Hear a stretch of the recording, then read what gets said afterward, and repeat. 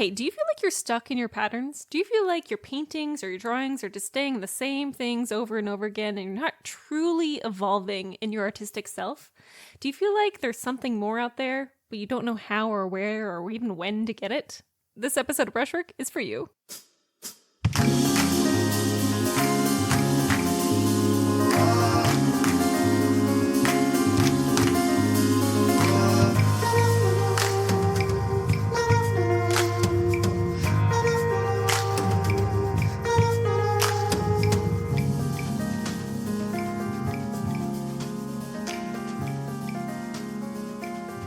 Hey friends and foes, welcome to Brushwork Podcast. My name is Stephanie Scott, and today we're talking about the weekly research hour that you should implement into your schedule. If you've ever felt like your artwork is just kind of not going anywhere, like, for example, I am an abstract geometric artist, right? I like shapes, and I like hard lines, and I like a grid like this here, and I just want to work with those items forever. However, sometimes it can get a little bit boring. And not that the boring is bad, because sometimes you got to keep your head down and just get to work, right? But sometimes I'm like, am I missing something in the evolution of my artistic self? Am I missing something in my eye that I could see better? Am I missing something in training that I've done in the past that I just want to get better at? And where is that sense of learning that could change the way that I'm making work? And in today's episode, I've got for you a really handy tool. I started implementing what I'm calling the research hour into my schedule last fall. This was right after I had done the Artist's Way, which is a 12-week course, and a part of the Artist's Way was the artist date. One of these artist dates I did, they're an hour to 2 hours long. You do them by yourself. One of them that I did was I went to my library, and I was like, today's artist date is going to be checking out a bunch of books on art in a particular subject. For me, it was abstraction. And I'm just going to read the books at the library for an hour. Doing so unlocked something in my brain. I was researching so many people, so many different abstract artists that I had heard of, but never really dug deep into. One of them was Bridget Riley, and my heart, she's so good. Anyways, I was digging into their images and digging into their life stories, and I was like, oh, okay, I can still work in geometry. I can still work with the grid, which has been my motif for many years now, and we can bloom it.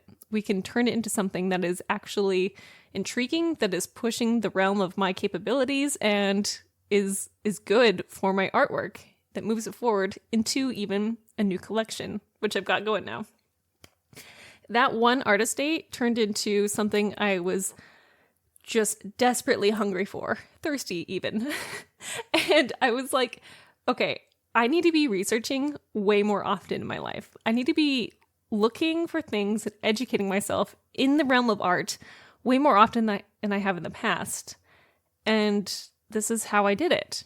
So I decided, okay, once a week, I'm going to make an hour just for art research. And research can take on many different forms, and we're going to talk about that today. But I was thinking, okay, if it's around the subject, the very broad subject of art, which is art theory, art history, art concepts, practice, whatever, and I'm going to spend an hour digging into one very niche down item there. I'm going to do it at the same time every single week, and I'm going to treat it like an appointment. I'm going to treat it like something that cannot be missed and something that should be worked around. Doing so has created a lot of freedom and frankly, just more creativity in my mind around my art. When I pick up my brush now, I'm thinking about some of the motifs that Bridget Riley had, and I'm thinking about some of the histories I learned about the Gilded Age, and I'm thinking about all sorts of things that are changing the way I make art for the better. You know how artists are like really influenced by things? Like sometimes I watch a movie and then I dream about it for 3 days. What if I was more intentional with that? What if I was like, okay, I'm going to research something and intentionally let it influence my work. Not only did it influence my painting, it also influenced the podcast. Some of the things I research are also things that have now been a part of the podcast in the last 6 months or so. It's been super.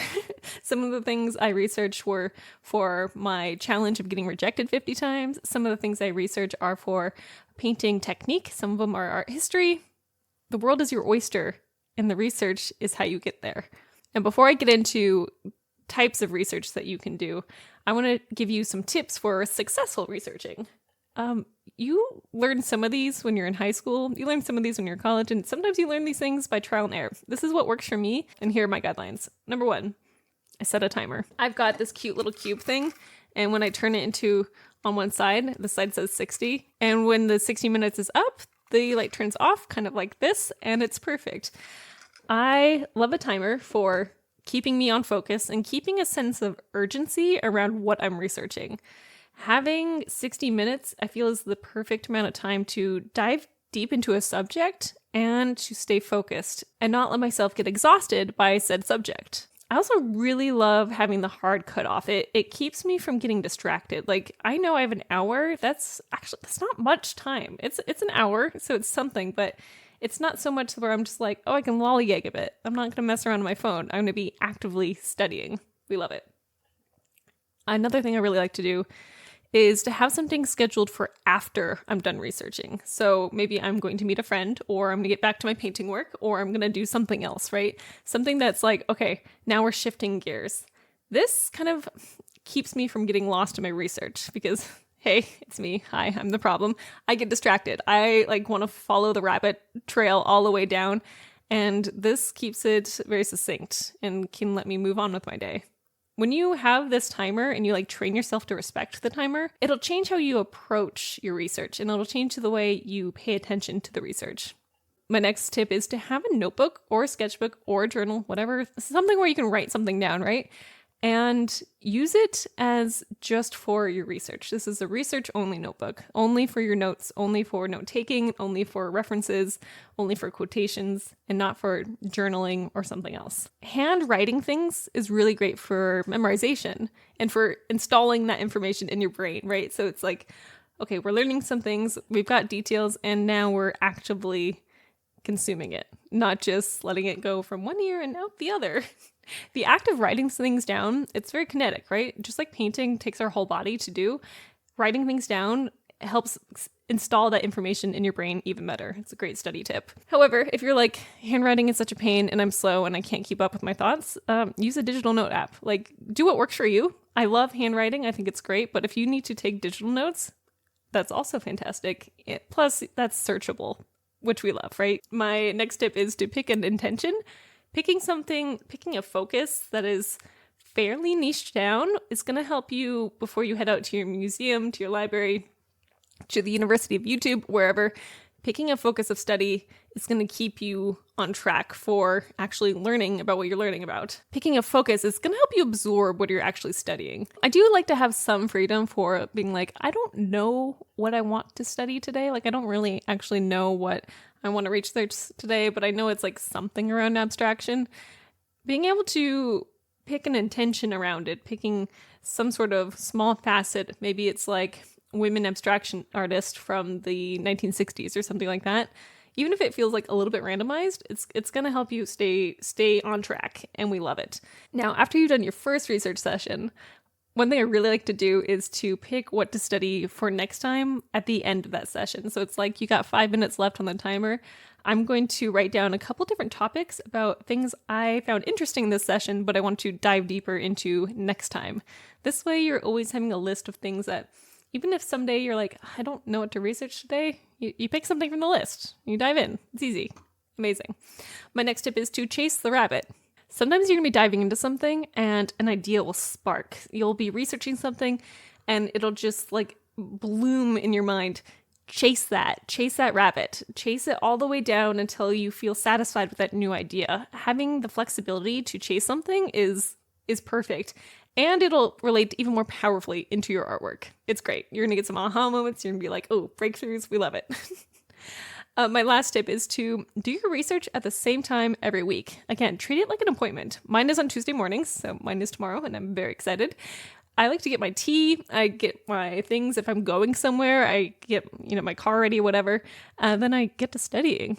Creating it like a ritual, creating it as a space where, okay, I'm honoring the space of research and I'm honoring the space of studying It makes it more powerful and juicier. It's good. I think you're gonna like it. So try and do it at the same time every week, or even every other week, whatever works for you. The next thing I want you to think about is where you want to study. So you have a bunch of different subjects. You have your art history, you have art theory, you have like wanting to see work in person. There are so many different options of where you can go, either physically or online. And I'm gonna list out a couple of my favorites, a couple that I go to over and over again. Some of these are going to be obvious, and some of these are going to be like, what is that? What's that? So here we go. The first one is Ye Old Library. Okay, look, so I live in Seattle, and I am spoiled for quality libraries. I can get almost any kind of book or article I want for free, almost anytime I want. Sometimes I have to like wait a week or so I just like take that research topic and shelve it for later for whenever that hold becomes available, but it is magic having a library that is as thorough and vast as Seattle's. Now, I recognize that this is not an option for everyone. You might be in a lawless land of fewer library options than you could possibly wish for, which is just so sad, and I'm so sorry for you. But I don't have that problem. But still, if you're in an area and you're like, I don't know if my library is very good or if they have very many options for what I'm researching, try going anyways. Just try it out. See it for yourself. Maybe the library will surprise you. Maybe they'll be like, oh yeah, we're actually sister libraries with this whole other network that is around the state, and we can get anything to you in a couple of days because we have drivers bringing books to us. That happens. That's frequent and easy and super. So would recommend. Going in person to the library, there's just something really keen about it. And going somewhere to do research is kind of powerful. It changes how you dress. It changes how you think. It changes how you plan for your day to physically go somewhere to research. I think there's a lot of power in the physicality of it. Just like taking notes physically changes you. Visiting your library and pulling out your card, touching the books, it's nearly romantic. It's almost like train rides, right? So when you go in person, I want you to really focus on your chosen topic of the day, right? Go and pull 3 or 5 books from the shelves. And you're like, I cannot possibly read 5 books in an hour. And you're not gonna. We'll get to that in a second. Once you've got your 3 to 5 books, and if you're like, I don't know what books to pick, ask your librarian.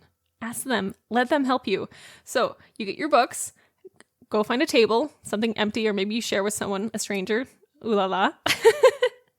And then set your timer. If you're actually at the library, make it a mute timer. I love my little cube, but like pick something quiet because you don't want to be annoying other patrons. Set your things down, get out your notebook, and start perusing. Start looking through the books. Flip through them, look around. The best part about reading at the library is that you don't need to finish the entire book.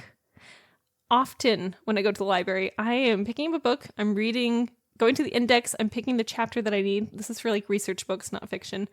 And I'm reading a chapter, and that's all I need. You don't need to read the whole book for it to count as reading a book. And I feel like some people need permission for that for some reason, but I'm giving it to you. You can just read a little part of the book and get exactly what you need and then move on. I really like skimming, like looking through, reading just very quickly, looking for keywords, and then reading more in depth when I find something that actually pertains to the topic of the day. Open books just to look at pictures. That's the best part about art books, right? It's just like looking at all the images. Take quotations, scan pages if you want to, take notes for things to look up later. Then before you know it, the hour's up, and it's been great. I love it.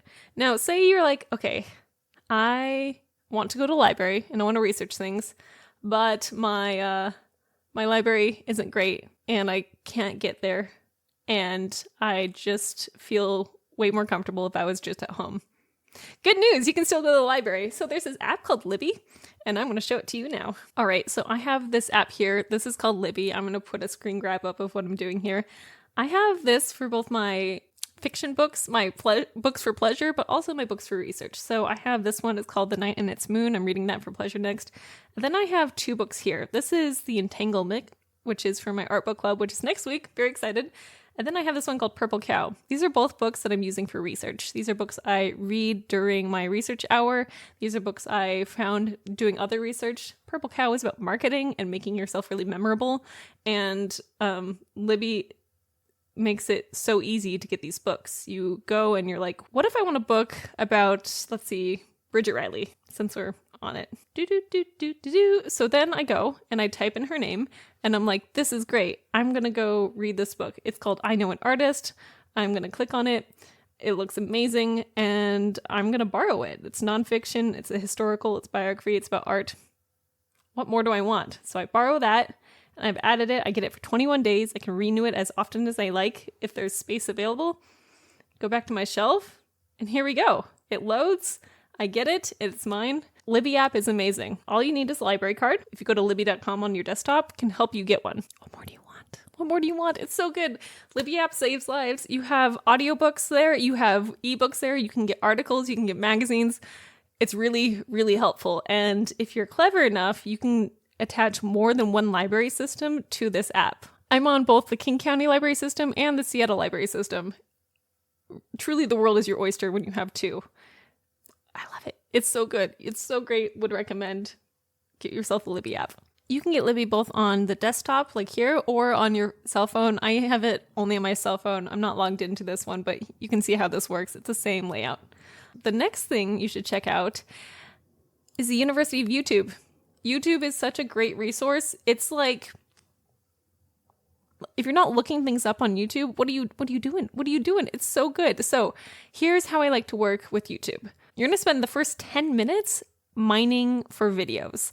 You're not going to watch them. You're just going to type in your subject, as many details as you like, into the search bar. And for me, I've chosen the golden age of art, and that's like John Singer Sargent timeline.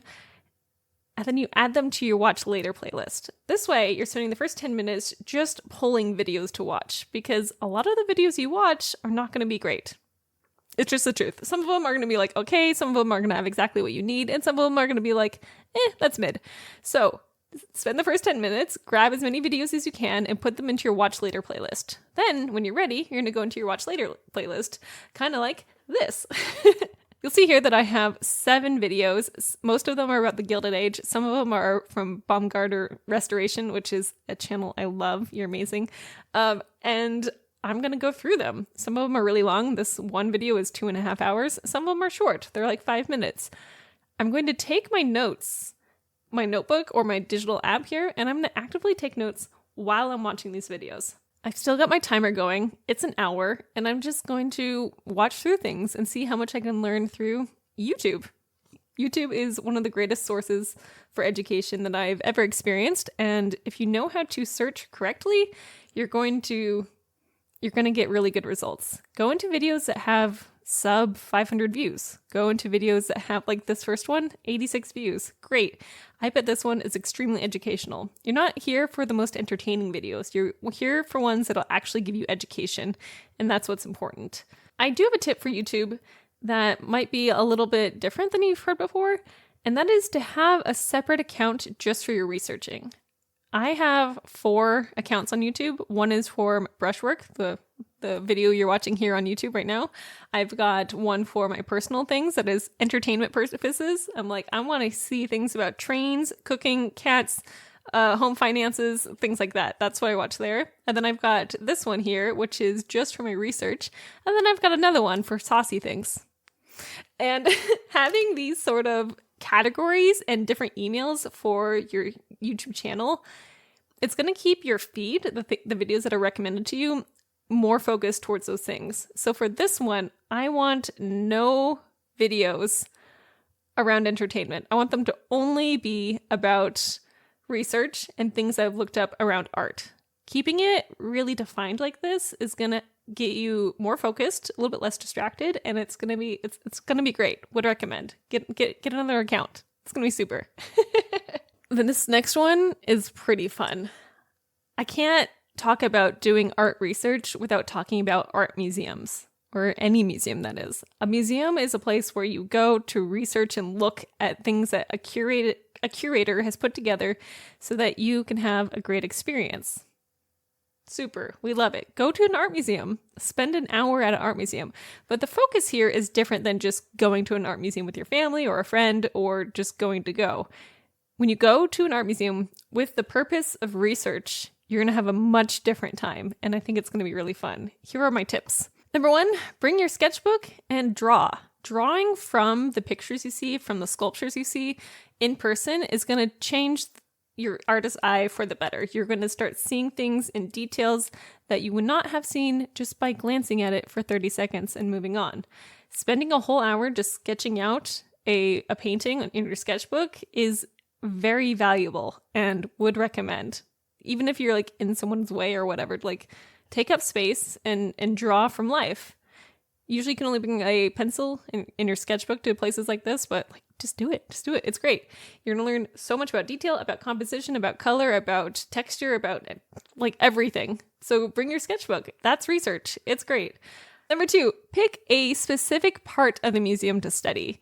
If you've got a tiny museum, you might only have a tiny section of the museum to study. But if you, like, say, are at the Louvre and you have this huge, massive, enormous place to study, choose one subject and just stick to that area. Maybe it's landscape paintings from the 1600s. Maybe it's sculptures from the 1990s. Maybe it's something else, like pick one area to study, and that's going to give you a much better time. You'll be able to go more in depth into the research, and you'll be able to just learn more.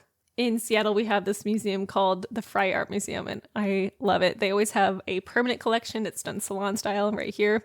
And then they have a contemporary exhibit, which I also love, that is unique and original and usually some kind of philosophical. It's like falafel, but philosophy. Philosophical or political message to it it's quite good. Would recommend. Love this museum. Even with a small museum like the Frye, I would still pick a small part. Like if I wanted to go to the salon style of older work, I would only go there and then come back another day for research hour if I wanted to see the more contemporary work. My next tip is to ask questions when you're at the museum. This is tip number 3, I believe. Ask questions of the people standing guard. Ask questions of the curator if they happen to be present. Ask questions about the work. Maybe it's a question that you sparked when you're reading the blurb on the wall, but go deeper and really interact with people. If you're shy, that's fine, but try. I think it'll be great. My last thing is, if you can't go to a museum physically, go online. Most of these museums have great collections online. They're very thorough. You can really get into stuff. Like the Frye, for example, has so many great details that you can just look at. Like, here is their online collection. They launched it in 2020. Like, oh my gosh, I love this painting. The swans, it's so good. But look at these. And you can just look at them and you can keep going further and further in. And they're high definition photos that you could study from. You could do a transcription from this. It's so good. It's so good. So highly recommend going online. Look at your museum's website. Sometimes they have video tours. Sometimes they have audio guides and just high definition photos. It's going to be a good time. Go do that. My last couple resources for you are online resources. These are all archives and collections that you can use to really dive deep into a subject. This one is one of my favorites. This is the Google Arts and Culture website, and I freaking love it. You can research things, and these are curated by historical events. You can see what's trendy. You can see what is going on. I love this one. You can search by color and see all these great paintings. You're like, I want to see something green. Well, here you go. Or let's look at how about pink? You're looking at pink? Look at these. These are so great. And you can just look these up and research them. If you go and you find one, you're like, ooh, I like this one. I don't know him. And I'm going to go look him up later because I love this somewhat abstracted pink landscape. It's so cool. All right. You gotta use Google Art and Culture. It's top tier. It's the best. Okay, the next one I really like is the Getty Research Portal. This one is going to show you all sorts of documents and historical books, a lot of digitized images, really good for researching particular artists. Rosa Bonheur is one of my favorite artists. I love her work. Her animals are something else. And also we love a queer icon. In Getty, you can have so many different filters for you to research things. So you're like, okay, these are great, but I don't speak French. So then you go over here, you click the English tab, and you're like, oh, look at this catalog. Look at all these things. Look at these women painters of the world. And you can click on any of these articles. Sometimes they're images, sometimes they're galleries. They're incredible. Would highly recommend deep diving into this portal that is so good. We have a couple of virtual collections that are more curated than others. Like, let's see, what about this one? Anatomy and art. That's so funky. Let's click on this, right? And then I'm like, okay, I want to hear about English ones because I don't speak German, unfortunately. Oh, look at these. Isn't this interesting? Like, I could spend all day here. But again, spend an hour. It'll be great. Okay, next, we cannot end this episode without talking about JSTOR. JSTOR saves lives. Let's look up something delicious here. JSTOR, you do need to sign up for. You have to either have a library card that's from a university, or you can have a personal account. It does limit how many searches you can do. It's 1,000 every month, but honestly, who's going over 1,000 each month? It's very, very few. Look, we got Georgia O'Keeffe here. Let's look up Georgia O'Keeffe. Here you're going to have more images than before, than Getty. You're going to have more articles. You're going to have serials, documents, journals, book chapters. There's so many options. Ton of journals here. And I want to see images. What do we got for images? This is fantastic. Here she is in front of her work. She's incredible, right? Look how fun this is. For a good time, you need to go to JSTOR. A lot of the images pulled here are also from some other places, which is super. And I love it. I love it. How about we look up my favorite now, which is, again, Rosa Bonheur. Look at her. She has all these amazing images that you can just pull from. Oh, this one is so cool. We're going to look at some horse feet. And this is a study. A lot of these images you can download, and because they're in the Creative Commons, you have all the credits, all the descriptions, all the images. Like, look how gorgeous this is. Do you see this? It's so pretty. This might be my new phone background. It's so good. Again, having a good time doing research. We love doing this. It's great. If you're looking for something that's more classroom-esque, the Khan Academy is quite good. I really like this. You're going to see here that there's classes for literally everything. It's like, are you taking the LSATs? Are you in pre-K? Are you in economics? Are you in trying to learn how to read? Are you learning in life skills? Are you learning sciences? There's so much. But if we go into here into arts and humanity, we can go into so many different things. We have U.S. history, we have U.S. government, we have art history. That's where we want to be. Let's look at ancient Mediterranean and Europe. And then you go in here and you're like, oh, well, you have all of these subcategories. So how about we look at Babylonian? And then here you are from Google Classroom. The Khan Academy is great. There's a mix between journalistic teachings and also video teachings like this one. I'm not going to press play because this is not my property. You have a couple of quizzes to help you learn things. It's so good. And doing an hour of a class like this is really going to teach you a lot and actually get some information in your brain doing good things. Developing your artwork for the better. Okay, one last one. This is the chronological history of art across all time. From 8,000 BC to the present. When you go into this, which is run by the Met Museum, which is such, again, a fabulous source of artwork for you to check out online, you can go through all of these different things, or you can go back up to the map here. And you're like, I want to learn about African art. And I want to learn about African art from the Guinea Coast from 1,000 AD to 14,000 AD. And I want to read about it.